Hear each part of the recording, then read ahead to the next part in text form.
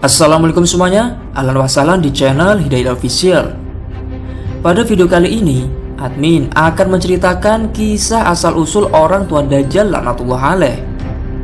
Namun sebelum lanjut ke ceritanya, mari bantu support channel ini dengan cara klik like, subscribe, dan aktifkan lonceng notifikasinya bagi kalian yang belum ya, agar channel ini semakin eksis dalam mensiarkan kisah-kisah islami. Dajjal adalah makhluk pembohong besar yang kelak akan muncul di akhir zaman menjelang hari kiamat. Makhluk inilah yang digadang-gadang sebagai pembawa fitnah besar di zaman akhir yang sangat membahayakan. Dajjal dilahirkan jauh sebelum Nabi Muhammad SAW diutus sebagai nabi dan rasul. Leluhur Dajjal adalah orang-orang kafir Yahudi dan sesat. Kampung halaman Dajjal dan keluarganya berada di Samirah, yaitu sebuah negeri kecil di daerah Palestina. Nama dari negeri itu diambil dari nama seorang Bani Israel pembuat patung berhala sapi. Orang itulah disebut-sebut sebagai pengikut Nabi Musa alaihissalam, namun akhirnya keluar menjadi golongan orang-orang kafir yang sungguh tersesat. Dari golongan inilah yang akhirnya menciptakan keturunan-keturunan manusia yang buruk, diantaranya yaitu Dajjal yang kelak akan muncul sebagai tanda-tanda menjelang kiamat besar di akhir zaman.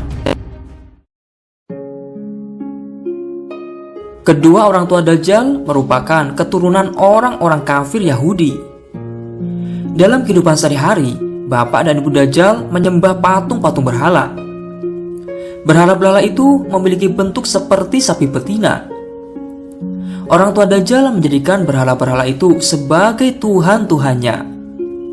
Apabila mereka berdua memiliki masalah dan keinginan, maka keduanya tak segan-segan berdoa dan bersimpuh meminta pertolongan kepada patung-patung berhala itu. Itulah kesesatan orang tua Dajjal yang sungguh gila dan sangat aneh. Padahal patung itu bisu dan tidak bisa memberi apa-apa. Ayah dan ibu Dajjal memiliki ciri-ciri fisik yang aneh dan unik. Postur tubuh ayah Dajjal memiliki badan yang tinggi dan perperawakan gemuk. Selain itu, dari wajah ayah Dajjal terdapat ciri-ciri unik. Di antaranya, hidungnya memiliki bentuk yang mirip seperti paruh sebuah burung. Sedangkan ibu Dajjal memiliki ciri-ciri fisik yang menyeramkan juga. Di antaranya yaitu badannya gemuk. Ibu Dajjal memiliki tangan yang relatif panjang dan memiliki ukuran payudara yang lumayan besar sekali. Di masa dewasanya, ayah dan ibu Dajjal bertemu dan memutuskan untuk menikah. Awalnya kehidupan rumah tangganya baik-baik saja. Namun setelah pernikahan itu, kedua orang tua Dajjal dilanda cobaan yang menyedihkan, yaitu mereka berdua tidak dikaruniai seorang anak pun. Sudah 30 tahunan lamanya setelah pernikahan mereka menanti-nanti kehamilan. Namun tetap saja mereka mandul dan tidak dikaruniai seorang anak. Hal inilah yang menjadikan kedua orang tua Dajjal sedih dan kurang bahagia. Sudah berbagai macam usaha dan cara mereka lakukan demi memiliki seorang anak. Mereka juga kerap berdoa kepada Tuhan berhala agar hajatnya segera dikabulkan. Suatu hari, Allah SWT memberi karunia anak di dalam kandungan ibu Dajjal. Allah SWT lah yang mengabulkan keinginan ayah dan ibu Dajjal, bukan patung berhala yang bisu itu. Namun, akhirnya peristiwa dan permasalahan orang tua Dajjal itu diketahui jin dan setan. Jin dan setan lalu mengatur siasat untuk menipu dan menjerumuskan orang tua Dajjal dalam kesesatan. Di suatu malam, terjadilah peristiwa gaib yang dialami orang tua Dajjal. Di malam itu, ayah dan ibu Dajjal mendengar suara gaib yang datang dari arah patung-patung sapi betina yang mereka sembah. Patung sapi betina itu berkata bahwa dia meridhoi kedua orang tua Dajjal. Si patung sapi betina itu juga berkata akan memberikan karunia seorang anak laki-laki kepada mereka berdua.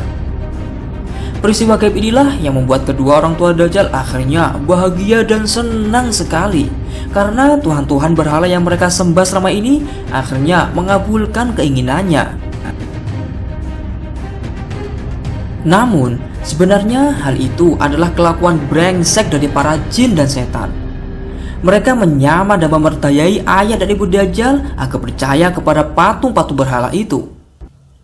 Para jin dan setanlah yang berkata kepada orang tua Dajjal bahwa patung-patung sapi pinari itu yang mengabulkan doa dan keinginan kedua orang tua Dajjal yang ingin sekali memiliki keturunan.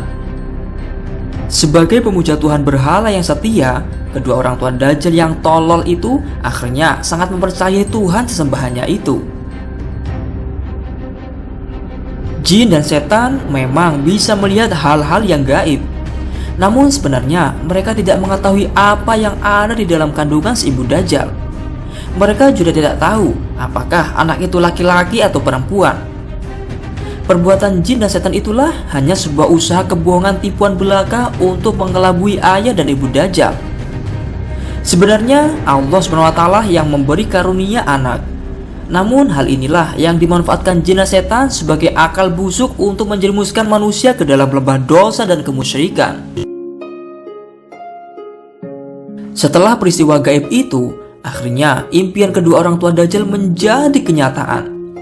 Si ibu Dajjal akhirnya positif hamil dan mengandung.